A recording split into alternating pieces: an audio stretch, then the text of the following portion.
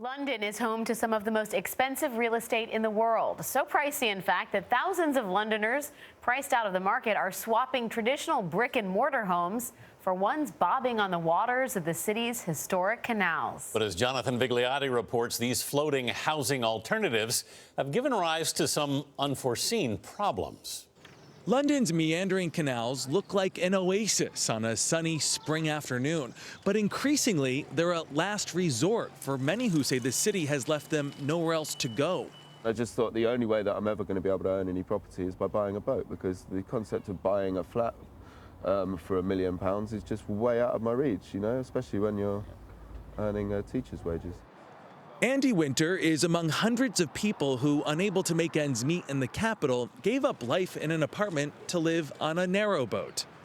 The quirky vessels can be just 5 feet wide and 20 feet long, with enough space for up to 2 beds. But starting at around $25,000, they're a steal compared to property prices. And word has caught on. In the past 5 years, the number of boats on the canals has jumped 64%. More than 10,000 people live on the water, a combination of economics and desirability driving those numbers. In fact, the canals are so popular, increasingly, there's not enough room.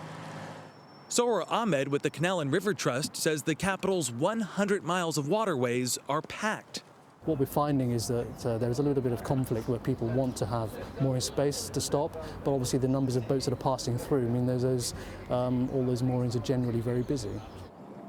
There are 2 kinds of boat people, those who have their own fixed mooring or parking space, and those who only have much cheaper cruising licenses, which means they have to move their boat every 2 weeks. We were hoping to stop just before Regent's Park, but there wasn't a mooring, so we had to go through London Zoo. David Cotter and Juliet McCrimmon are new converts to narrowboat life and live on theirs part-time. I think the main logistical thing with the boat that I've learned is, and it's a good lesson for life really, is you can't have a deadline. You can't have to be somewhere at 2 p.m. Life on a narrowboat is nothing new. Bargees, as they're known, have lived on UK canals for centuries. It used to be a rather primitive lifestyle, but times have changed. This is, I suppose, the living area. I haven't got a dishwasher. And that really sucks because I love a dishwasher. You have a washing machine, though. That's yeah, pretty impressive. I can't put plates in it. Linda O'Hare has lived on her boat and worked in the city for 18 years. You look at the canal, and it's packed with boats, not a single space. Mm-hmm. What was it like 18 years ago? Oh, there was hardly anything 18 years ago. There were boats around, but you could travel for a couple of hours and you wouldn't see another boat. O'Hare owns her own mooring, so doesn't mind the company of new boaters. People like Andy Winter, who've been priced off the land, but have found a way of life on the water.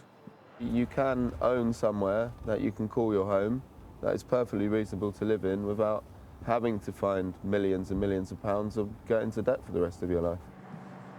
For CBS This Morning Saturday, Jonathan Vigliotti, London. It looks really pretty. I'm ready to do it in New York. But no dishwasher is a problem. I'll do it. A barge on the Hudson? Ahoy! No dishwasher, deal breaker, sorry.